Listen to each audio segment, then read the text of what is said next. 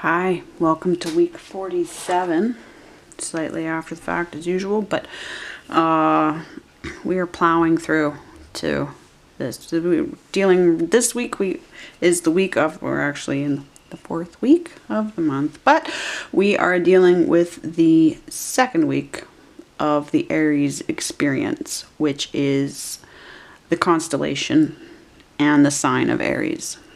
And let's just see where we're at. Good, I brought up the menu. That's awesome. No, I don't actually want the menu. In Stellarium, starting off with Leo, which is good because that's going to bring me back to what I want to get into with the Leo full moon on the 16th, that was, which was a very interesting day in Canada. Hi Hydra, I want to get to you as well. Is that Hydra or Eridanus? That's Hydra. Yep. Eridanus is back a ways. There we go. We got Virgo, Libra, Scorpius. And we're going to do that thing. Hey. Come on. Where did y'all go? Why do you make me look like an idiot? It's just trying to like... Okay. There we are. There's our lineup. So we have this Venus and Mars situation in Sagittarius, which probably is putting everybody through a heck of a lot of divine masculine, divine feminine. Well, Sagittarius is all about healing, and Venus has been very busy in Sagittarius for quite some time now, doing all that healing. And so if we look at the Venus cycles of every 6 to 7 years and the Mars cycle of every 2 years, but Venus being your appetites, attractions, things that you need, right? Looking after what's good for you, and creating things that create, and Mars, what you're passionate about, what you're loyal to, what you're going to defend, what you're going to die for. And so look at the actual, they're heading straight for Capricorn. It's like, oh, okay. So, and the Capricorn is the 10th house story that you have to tell. But deep magic energy as well. So then we have the sun up here. We have Jupiter getting ready to leave Aquarius, actually. But Mercury...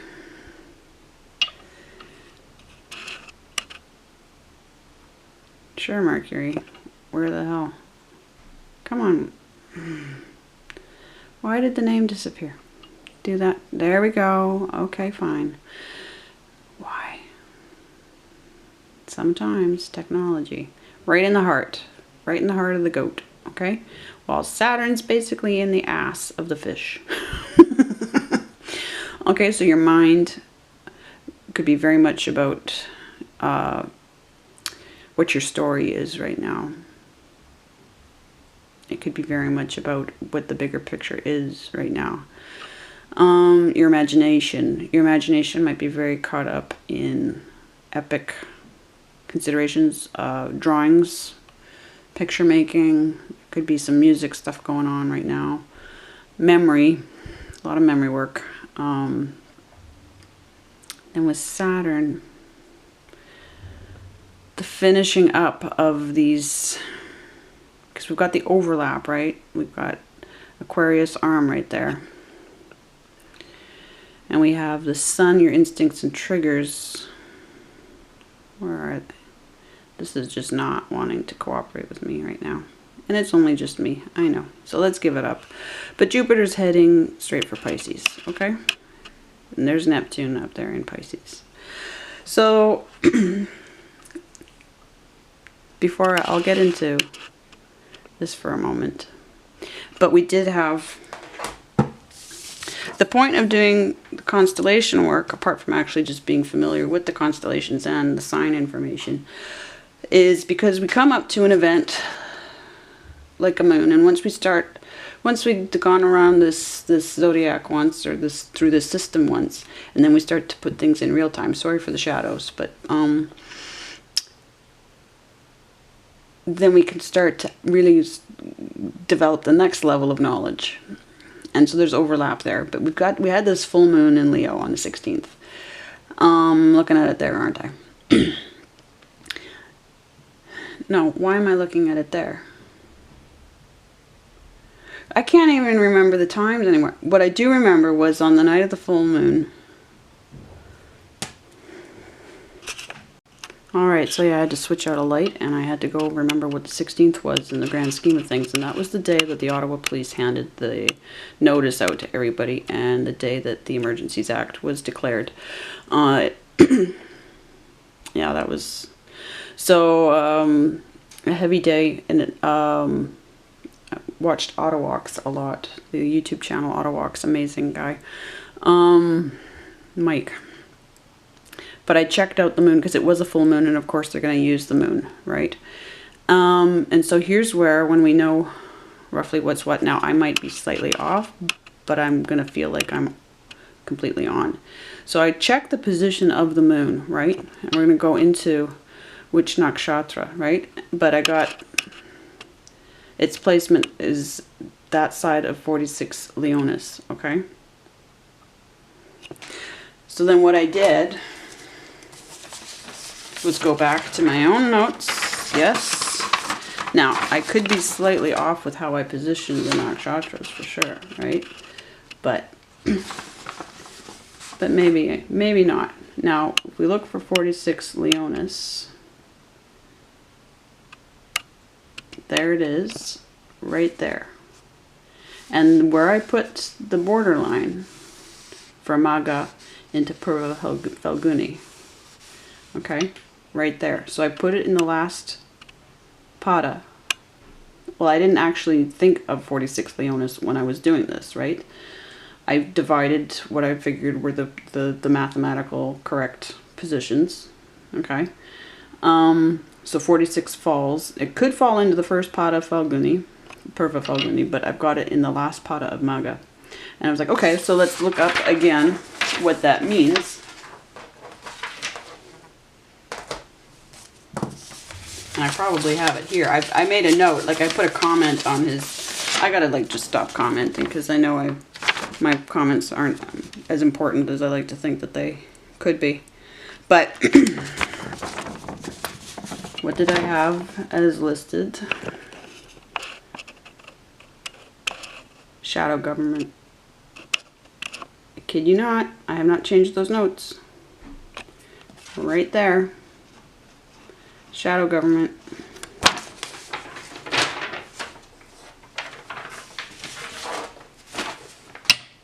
And that's when they enacted the Emergency Act.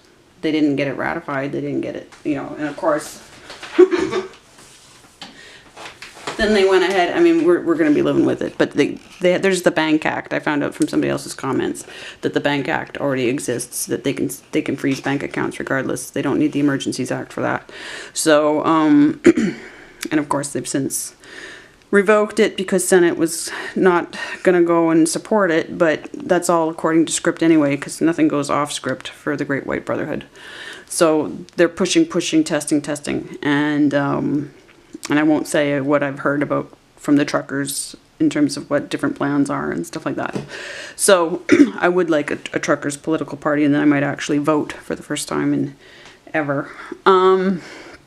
So, but that's that full moon, and it was just really amazing to have the notes and the information and go, because that's my own decision that I made based on the information on Vidya Mitra and everything else that I know. I gave it that designation of shadow government, and then boom, I get the affirmation, right? So there's been a lot. I had to let something go, just like we did in the reading for this house. We got the Tower card, right? And it said, what can you let go of before it's all too late? And because I have to shift so much, and because we have to fight the war, but because I also have to launch the ads for multiple things here. So I haven't been keeping up with my journaling because I just can't. I just can't. And I get the feeling like Aries energy isn't big about looking back anyway. It's about pushing forward. It's about action.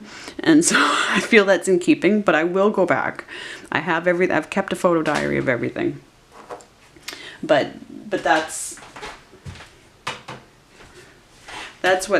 one of the things that got cut. Other things got cut as well. But then of course, just which is frustrating because then I don't have the information to go back and review from, right? Like, it needs to be done. So probably, yes, my girl. But yes, so without these notes, and I got a cat that, yeah, if I don't have the notes, then I can't go back and get the review done and then figure out. But they've given me several realizations this week, the last couple of weeks, about what first house is all about.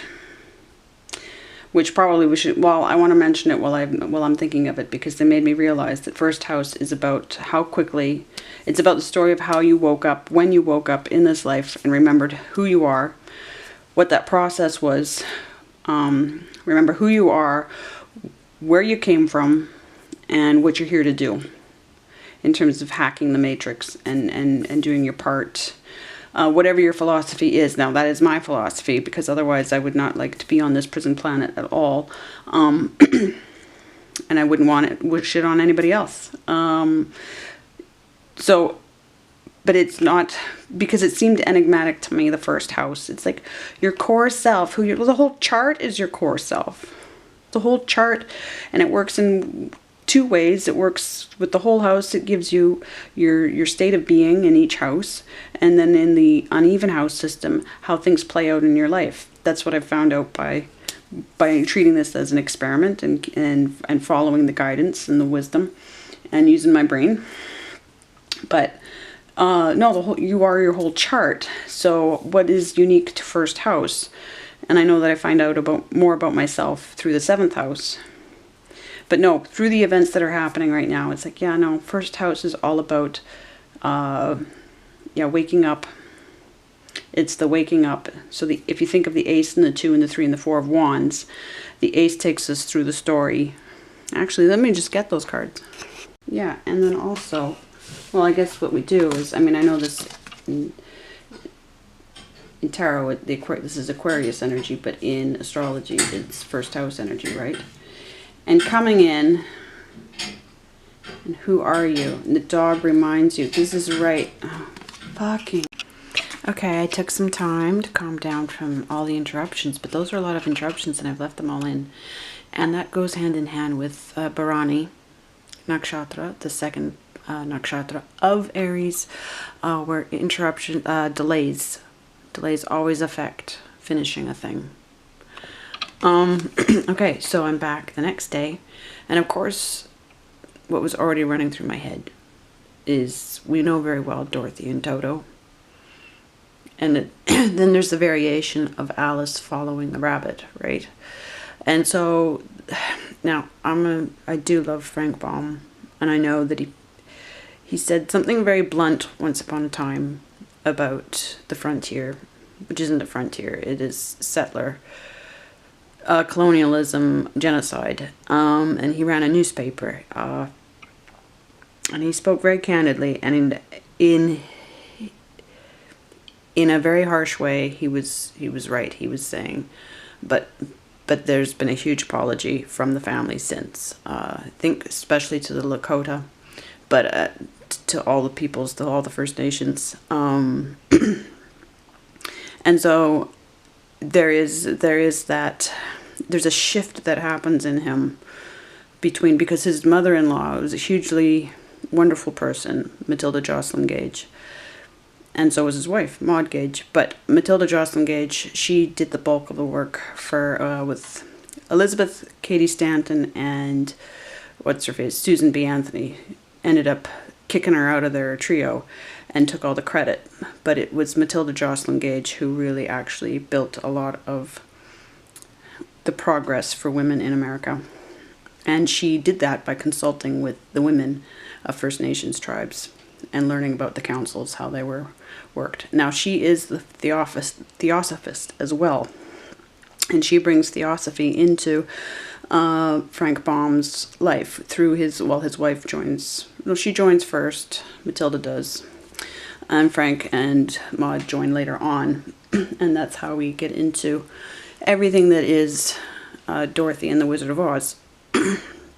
And so, yes, now he didn't agree with everything in theosophy, but that's the beauty of it. And he actually ended up writing an article at first when Madame Blavatsky's death was rumored, and he said, "Don't worry, she's died a bunch of other times. Maybe this time for real." But he was also the Chicago World Fair. He was there for that, and that's where Vivekananda, the Mason from India, shows up and unites everybody. He did his pilgrimage supposedly to Chicago. It was a Freemasonic pilgrimage, sponsored, and he's posing as a tremendous guru, representing not Freemasonically, but representing Eastern thought generically. Yes, and they've built a school, and he's still. Enough of us have managed to, the Masons even claim him. It's not hidden. It's on most Masonic websites that get into listing who's who. So, but he does influence the Wizard of Oz, because Frank Baum is at the Chicago World Fair for all of this. But of course, also Tesla and what's his face that knocked Tesla out, who actually powered the World Fair. It powered it so bright, and the buildings were white, that everybody had to wear green glasses. Or it was recommended that their green glasses were handed out, and that's how we end up with the Emerald City. But of course, the yellow bricks come from New York State, where yellow bricks were brought over from the Netherlands. And so that's how he was always resourceful that way. And one of the ways I know that is because I have this book.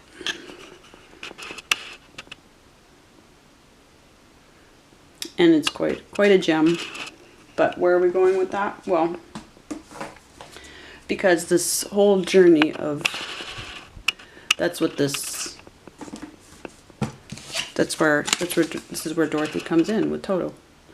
And so the journey of waking you up and reminding you in this life of who you are, and that's what Frank Baum and the Wizard of Oz is doing. Now, of course, Disney took it and used it for monarch mind control programming, and torture of the kids in the monarch program.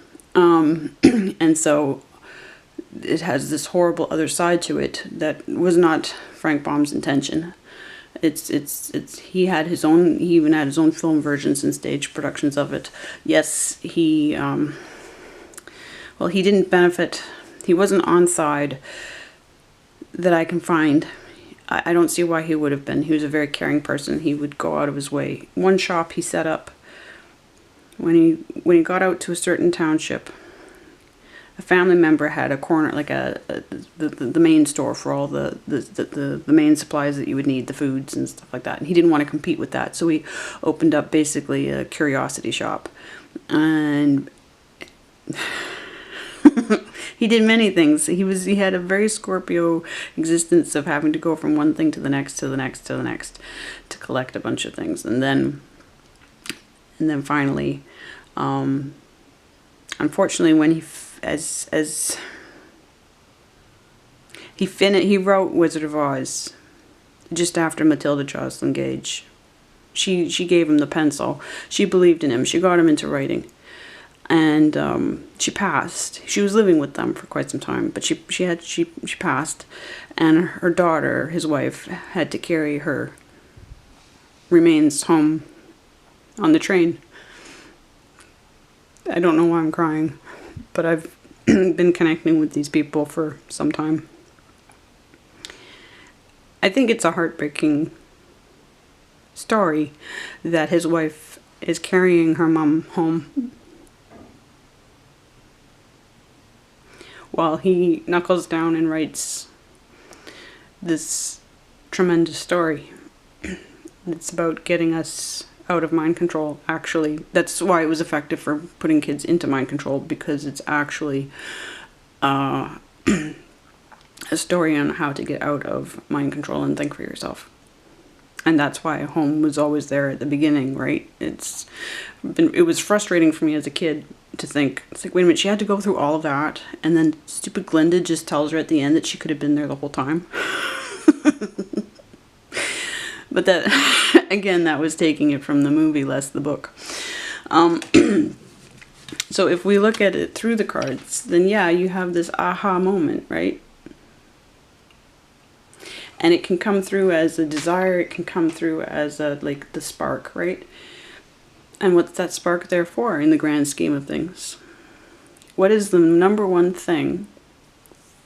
What's the number one thing to remember and to want is, like, who you are, where you come from. Now, I'm not even sure entirely where I come from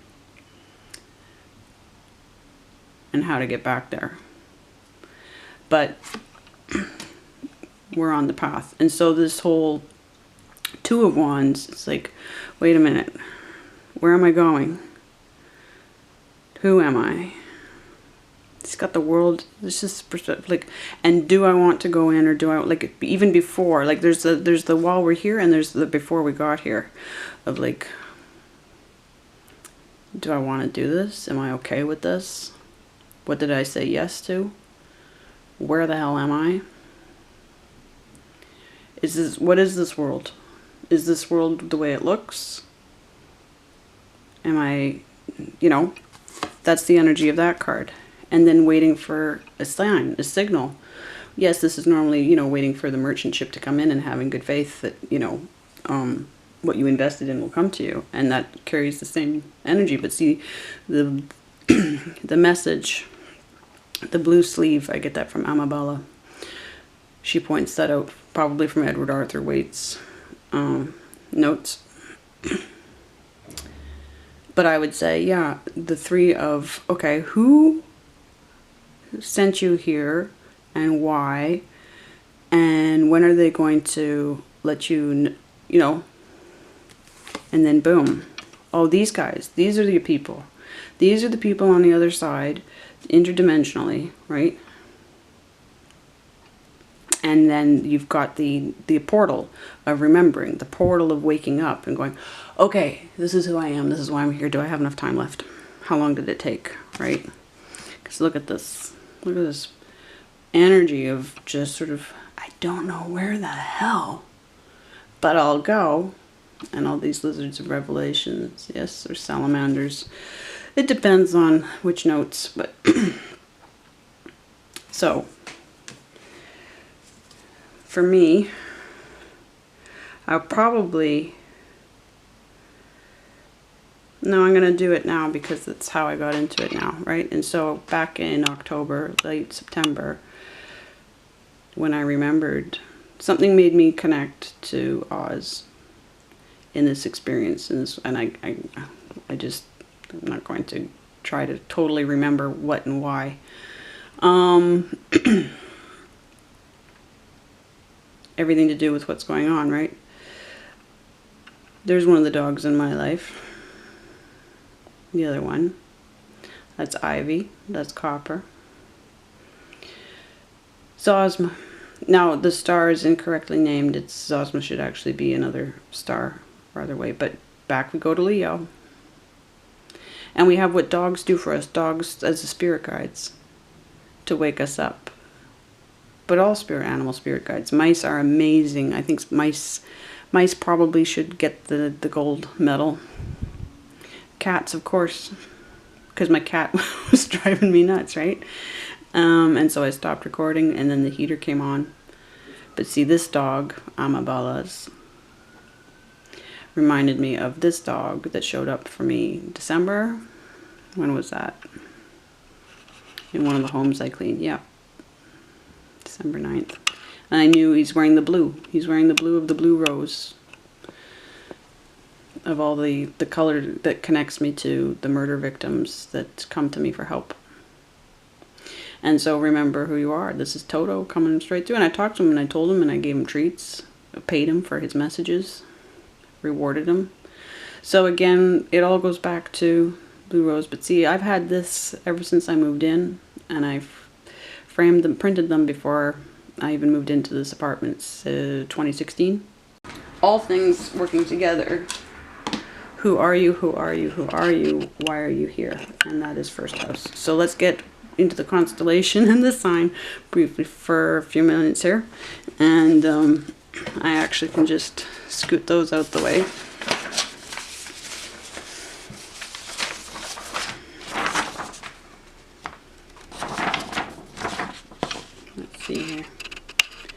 And I added, and I will do Bharani Nakshatra, but the Bharani star. So here's the main Bharani star. And this is the constellation of Bharani. This is the Yoni. Okay. So I put the dividing line here between Bharani and Ashwini. But yes, now we have to get into the story of the Golden Fleece. And a very interesting story of, I think, basically our origin story. Something of how we were lied to and betrayed by parents. Not earth parents, but the gods. Or the god that put us here. So the stars... Bharani, main star, okay. Hamal. This is so close to where the vernal equinox was, up until basically the change of the millennium.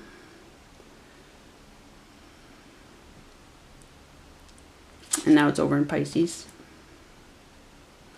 Got these deep sky objects, galaxies. There's one up here that I have to, it's not there. That ended up an accident. It's over kind of about here. And it is, which one is it? Now I gotta remember. Right, there's a comet, 19P Borelli, which February 1st, perihelion on February 1st. Closest approach to the sun, and that is right over, I found it because I used one of the pink dots because it was in there accidentally. So there, that's where that comet is right now, or now, well yeah, because I looked it up there. So Hamal is only 66 light years. I think it's interesting that it's 66 light years away. 66. Not quite 666, but again, I'm a 6, and I don't accept 666 as the mark of the beast. There are lots of marks of the beast. Anytime they get you to fixate on just one, it's like, no, numerology, period, dot. Sheraton, Gamma Ariatis, Misartham is its name. Here we have two galaxies, one kind of obliques the other, 772, you can see 770 is hard to see. I believe that's 772. I get this from Aries Constellation Guide. Constellationguide.com is where I ended up this time. So 770, elliptical galaxy. Now, it's 120 million light years away. Gravitationally linked to 772. That would be why it's elliptical.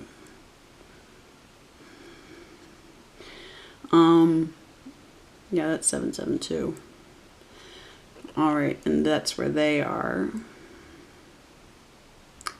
So compared to 66 light years away, and 120 million light years away. That's some distance. Now, yes, what was supposed to be, what I need to put a dot in for up here? Yeah. It is this NGC 972, which they describe blooming like roses, which I find very interesting, since I just got through all the Blue Rose stuff in Twin Peaks. Task Force, Blue Rose Task Force is what I needed to. Those were the magic words I needed to remember while I was taking you through the slideshow. But so there's something to that. Here we have NGC 1156, which is over here. A regular galaxy. Okay.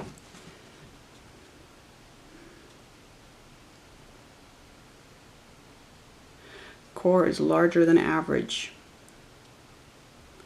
Regions of contra-rotating gas inside it believed to be the result of an interaction with another galaxy. Alright, which reminds me of what the whole deal is with Shiva protecting from the Andromeda galaxy colliding with ours. Okay, yeah, I had to do actually I had to do some struggling here to fix this constellation a bit. There's some that I missed.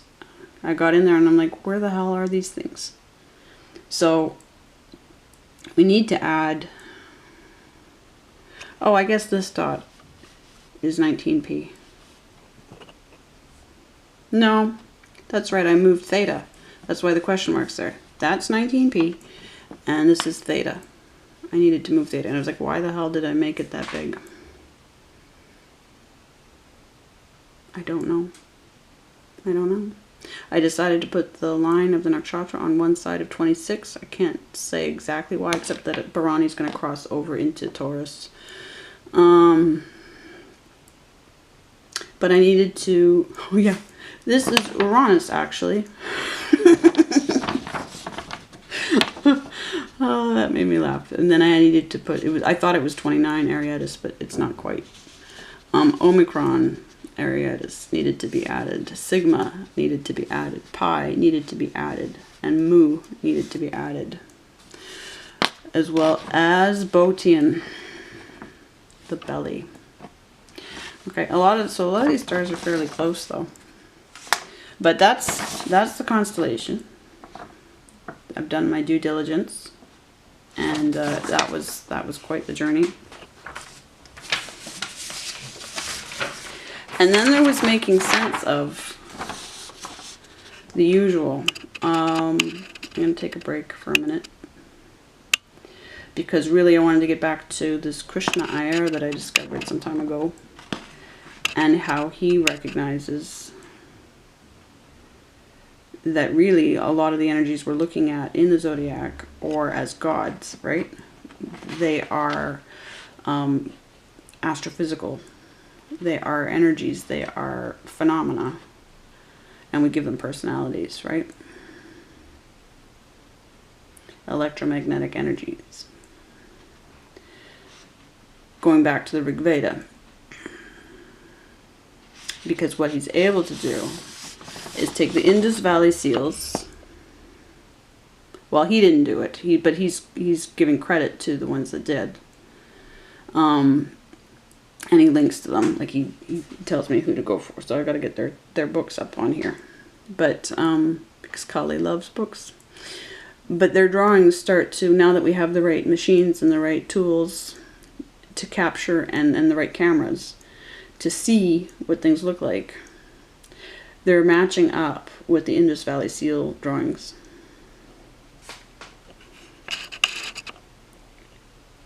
Things were described to people, and that is very close. This is right in the territory of the Naga. This is right exactly what we're talking about with the information that comes through to help. If we go back to Ashlesha and the Naga. So this is parents of the Yeshvini twins. The Yeshvini twins, okay, so the Yeshvini Nakshatra of Aries.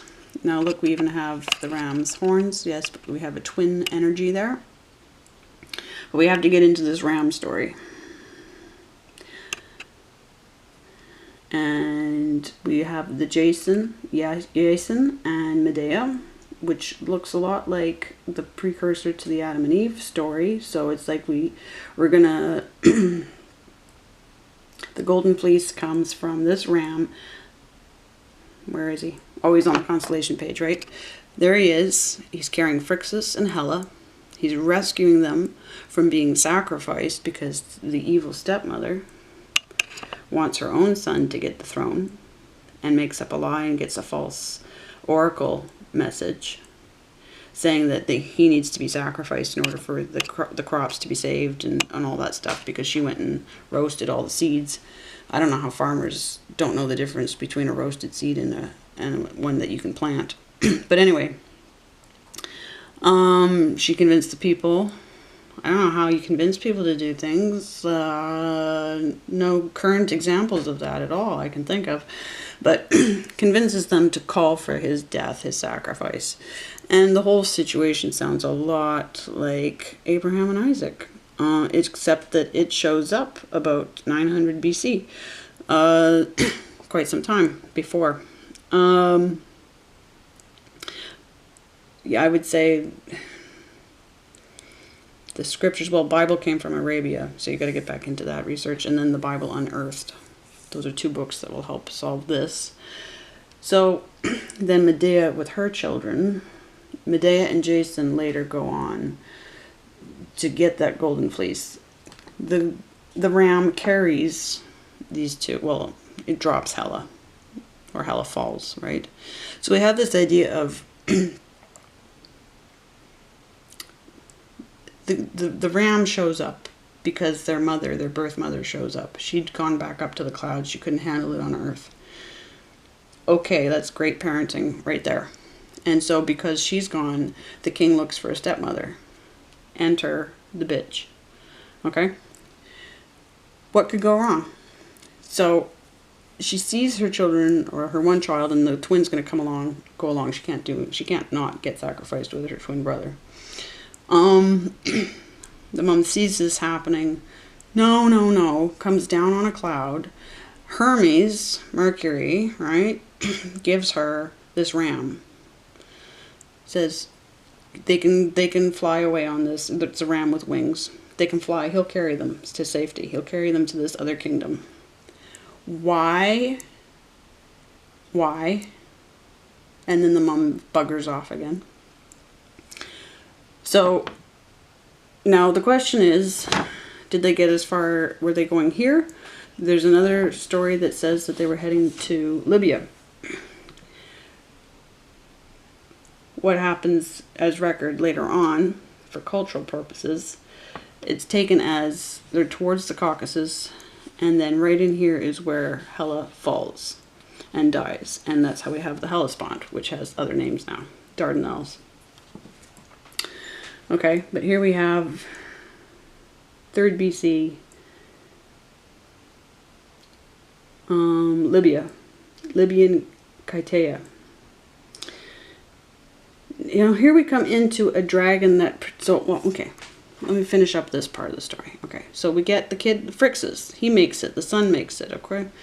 And then he offers the ram to the king, and he knows that he's going to sacrifice it as in tribute to Zeus. So the ram gives his life, dies, and his golden fleece, which is sometimes purple, sometimes other colors. But this time, and what we have over there too, is we have the purple dye from the snails, which is the most expensive dye. But let's just say the golden fleece for now. And his fleece gets spread on an oak tree in the grove dedicated to Aries. And that's why now Aries becomes very, Aries is meant to protect it. You have the Taurians living here in this area, this part of the world, and they're brutal. They probably put Sparta to shame. At least that's their reputation, right? And so it's said that this snake that never sleeps, that is set to guard the golden fleece once it's on this tree.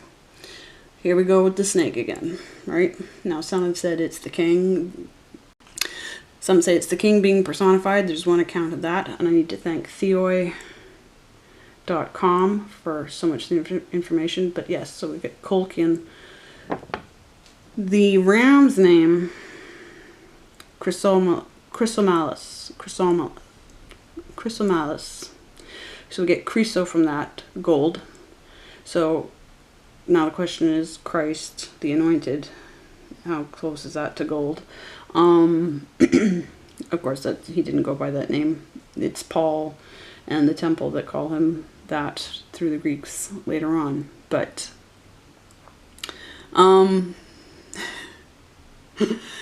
so we have a snake guarding the fleece, okay, around a tree. We have Medea later on. Jason's got to go get this fleece. Aries doesn't want him to get it, okay. Luckily, Jason finds finds a wife for himself in Medea, who is a witch, an oracle, all of these things. Here we go again. And she's able with her magic, because she calls on Hecate being some form of Kali. She calls on her and to put the snake to sleep, and then she gets her heart broken because the snake ends up dead, and she didn't want that. She loves her snakes. So, can we say Eve and Adam? Can we? Except this predates. This is what predates as well. Okay. Now, there are some other people that factor in this. As the Yeshvini twins in the Ashwini Nakshatra, but also Bharani being represented by this guy, Yama, who ferries people through death. Okay, and this is where shamanism comes in. Heavy shaman placements with this, but it's tied to Kali as well, and Kali has everything to do with cremation grounds and the death, of course. Back to Hecate energy there, and Shiva. Point being, this idea of the entering and the exiting, yes, through Aries, repeating in this what it is to be a child here, what it is to be either not protected by parents or downright murdered by parents. What are we doing on Earth here, and why is hell named after Hela? Right? Why the same name? Why this tree? Why this fleece being fleeced, right? Why the sacrificial lamb?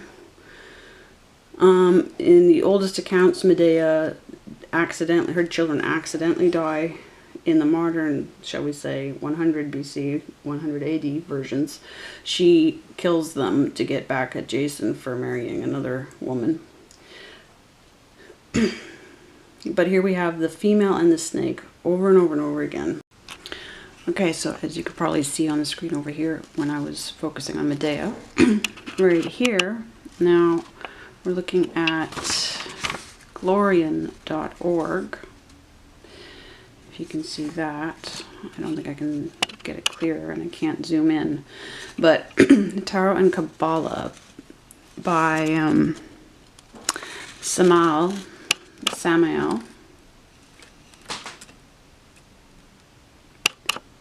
Let me see if I can get there. Samuel. God. I'll get the screen. Hang on a second. Okay. Let's just do this again, because I didn't even press record. Samael Aun Ver. Tarot and Kabbalah. Okay. This is coming from him via publisher or whoever's carrying him but promoting him. Yes, glorian.org. Okay, so I might as well, since I'm here, I couldn't fit it all on that page, but I might as well show the rest of it. So in India, Kali, the divine mother Kundalini, is adored, but Kali in her black fatal aspect is also adored. Sure, well, yeah. These are the two Marys, the white and the black. According to your terms, which would be Kabbalah terms, not according to the people that developed the ideas of Kali. But the two serpents, the serpent of brass, which healed the Israelites in the wilderness. So they're claiming her as theirs, yes? Well, Kabbalah is. I realize Kabbalah is not speaking for all. However, let me get back to get the thread off of the screen, or cat hair, whichever it was. But let's get back to the whole Adam and Eve smear campaign as well, right? On the African prophetesses, and then the taking of their prophecies and crediting them to guys with, anyway, again, Bibles from Arabia and the Bible Unearthed.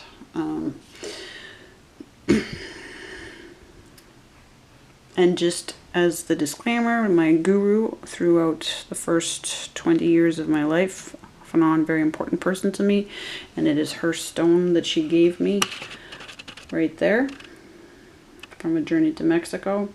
The great musician, professional musician, Devora Marcuse. She was one of my mom's closest friends. She is the person who helped me at my mother's funeral and helped me in the years after that. She was the person I feared in life, and she was the greatness that touched me, that I had to earn my way towards. Having an identity as strong, anything as strong as hers. And she is a Russian Jew who born in Montreal. Grew up in Montreal, and some family members survived the Holocaust. So, just want to say that. My mother was also the soloist at the 1985 Holocaust Memorial. Canadian. She premiered the Canadian work Footsteps. So I'm not going anywhere that I don't feel comfortable going with the right supports. I know exactly why the Holocaust happened. To kill the poor Jews.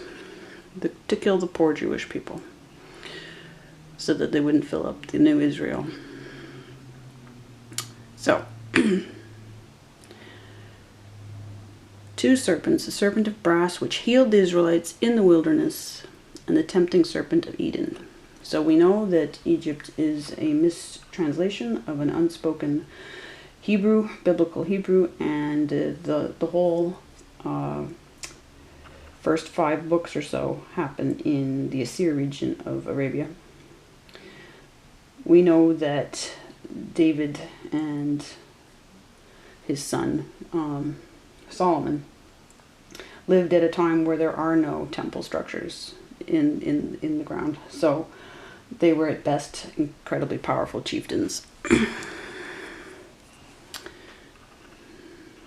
And then we know what Kemet, we know what African scholars and healers and survivors, we know what they have to say about the history from their end. So, here we go. Kali is the tempting serpent of Eden.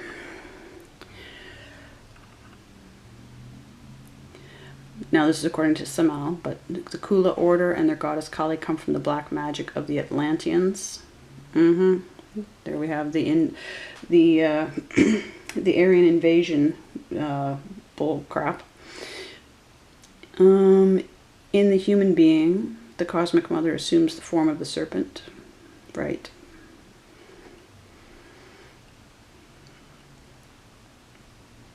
The abominable Kunda buffer organ, and there is the bronze serpent, yes. The two feminine principles of the universe, the virgin and the harlot, because, you know, it's got to be one of the two. Always got to be one of the two for the Great White Brotherhood. The Divine Mother, or White Moon, and Astaroth, Kali, or Black Moon, which refers to its tenebrous aspect. Now, see how he leaves out the name Lilith and just says Black Moon. In synthesis, and I'm no fan of the name Lilith, it's a name put on. It's not. Anyway, in synthesis, the two great fires exist, the sacred fire of Kundalini, which ascends through the dorsal spine, and the Kunda buffer, which descends, precipitating downwards towards the infernos. Kundalini is the serpent of bronze, which healed the Israelites. The Kunda buffer fire is the tempting serpent of Eden, which descends downwards towards the atomic infernos of the human being. See, he says Egyptian, not Cometian. Of course he does, because he's Hermetic. This tempting serpent received, because where did the Kabbalah tree of life come from? But the Cometian tree of life, yes. Serpent receives the name of Apep. Maybe that's where we got the name apple from. In the rituals of ancient Kemet, Apep was portrayed in wax and with its head aiming downwards. Thus they exorcised it and conjured it. The initiate must fight against this tempting serpent of sexual passion, against this horrible Apep. The initiate must fight to the death. This negative fire of Apep is the negative aspect of Prakriti. In other words, Kali. Kali assumes the aspect of a horrible viper, which is writhing in the mud. See the life of Krishna. Yeah, Krishna, who gave us the caste system, well, the four level caste system, and then reincarnation. bringing us back, and punishing us through multiple lives. If we want to defeat, so it doesn't bear any resemblance to things that Jesus said, or is credited with saying. If we want to defeat this viper in the cosmos, we must first defeat it within ourselves. We must not forget that we have a very terrible legion of devils, which is Kali, the abominable Kundabuffer organ, the frightful Apopai serpent. People are victims of Kali, the tempting serpent of which the Hindus speak.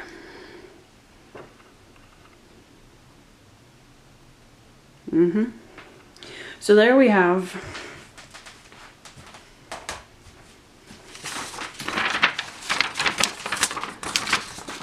a Kabbalist stating that the symbolism that we're looking at now, that comes later than the story of Jason and Medea, right? But we could check out which, how much the cultures are influencing each other, right? So Kali is black moon, yes. But then we don't want to misappropriate either. We don't want to take from the African prophetesses and just say that for sure Kali is Aerophile, is, I don't want to do that at all. I don't know that for sure. I can't say that. Neither do I feel that the Orisha are the same.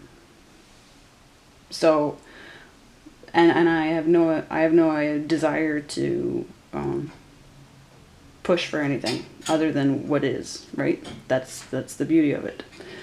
But with Yama is also a twin, so there's more twin energy here, because Yama and Yami. But then we apply this, we go back to the astrophysics. So magnets, magnetic force, that when we have twin energies, we're talking about the polarities of battery, the positive and the negative, rather than actual people. And so there's this whole story. I found this good blog, the Robert Beer blog, TibetanArt.com. So Yama and Yami, I've come across them before. I brought them into this book before, probably in Gemini, third house. And they are twins. They are the first humans. So there we have the whole Adam and Eve again, right? And Yami wants to have sex with Yama, and he's like, no, we're brother and sister, we can't do that. And then he ends up dying. He's the first human to die. This is him. He's the first human to die, and she's devastated. Yami's devastated and can't be consoled, right? But then we're looking at what we're looking at in the story of that, however much of that originates in the Rig Veda. In the Rig Veda, it's all describing like electromagnetic relationships, yes, behaviors. So when the two can't meet, it's because they're magnets. They can't. It's the positive and the negative. Yes, they're together. Yes, they're twinned, but they can't ever meet, right? Well, positive and negative can, but positive and positive can't. Negative and negative can't. I got to work on that, but yes, okay. Then there's all this energy of what it is. I love this, that Bharani children would say phrases like, all done, I'm finished, goodbye, I'm done with you, I'm finished with you. Because they're already 1 foot on the other side. So they carry this weighty authority with them that can be overbearing. But it reminds me of me, and it reminds me of some other kids, and it's just, I just love it. So, so one of the Yeshvini twins, different again, because the Yeshvini twins are the children of these two, and then that relationship suffers. Yeah, so you have, very similar to Gemini, you have a prankster and a healer, right? So the question is, to what balance? Yes? So we've got a lot of signs, we've got a lot of energy on this chart all around it that's twinned energy. But that's where I'm getting with the whole issue of, I'm trying to think if there's anything else I'm missing right now, but I think that's it for now. We're dealing with one thing I'm really sort of stuck on is this Hela part of the story where she's lost and she dies. And then we have this, so the whole female identity is just cast aside, right? We have repeated female identities cast aside, but I really feel like there's something that I need to go after in time, in its own time, right? This is the start of it, but there's something I need to go after, because she's like the fool that falls off the cliff, right? We've got two fools here. Where's the card, right? Let me get the visual there, okay? So one of these fools makes it, and the other doesn't. And why?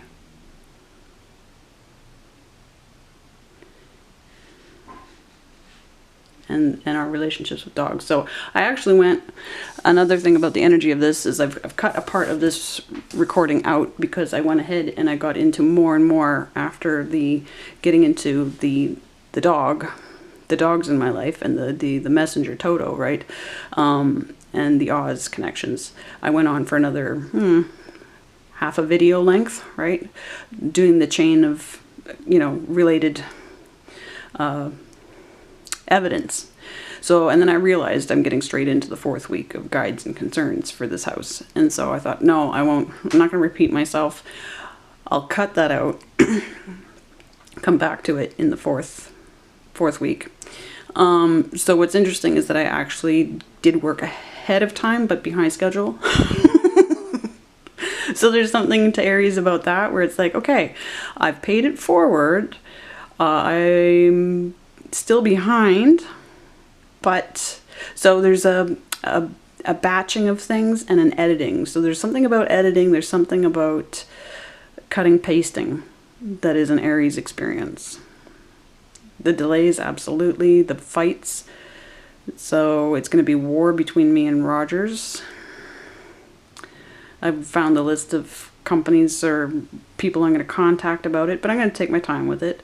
The lawsuit against the truckers, of course, in this crappy thing that they're doing to the Ukraine right now, just to keep the trauma going for everybody in the world, because COVID's over. So and we got to make everybody ignore the bullshit that's going to happen to all the protesters in Canada and the truckers. So yeah, absolutely. Not to mention the rest of the world. So yeah, while all the rights get basically destroyed. So that's all Aries stuff. But hey, we're in it to win it. Absolutely in it to win it. So the whole point is, if we unlock all of this, do we get to leave? That's what I'm left with. If we solve it, does that mean we get to go? I'm not sure. I'm going to get rid of these golden arches that are right there. Yeah, the golden arches, eh?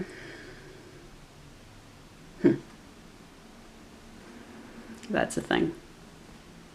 Golden fleece, golden arches. What are they invoking? What's McDonald's invoking, right? I'll look into that as well. But no, this whole story here, which she's left out of the Abraham and Isaac story. Do we have is it a female motif that's but we have Kali as the snake. So I look at that and I see Kali.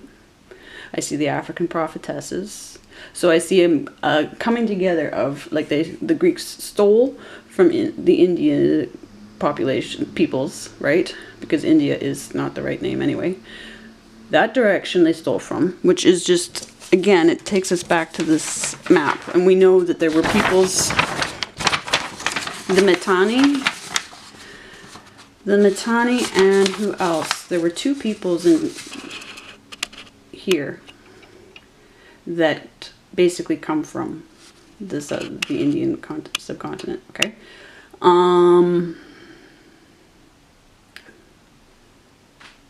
What was the real name for the Hittites? That's who I'm thinking of anyway. So we have a story connecting knowledge and success with this part of the world, but also referencing Libya, which is taking us down to you know, the prophetesses. There's the idea that Manilius, right, is coming from here with his first astrology tract from that area. So we have the theft of African knowledge and we have the theft of Asian knowledge. And we have these stories again that basically mythologize the lies of, you know, here's how we got the information. So is this is the past dying.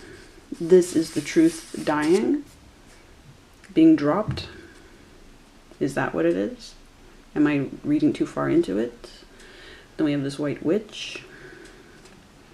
We have the takeover. Not 100% sure, but we're further ahead. Okay, I will be back soon with week 48 and Aries and first house in your birth chart. Much love.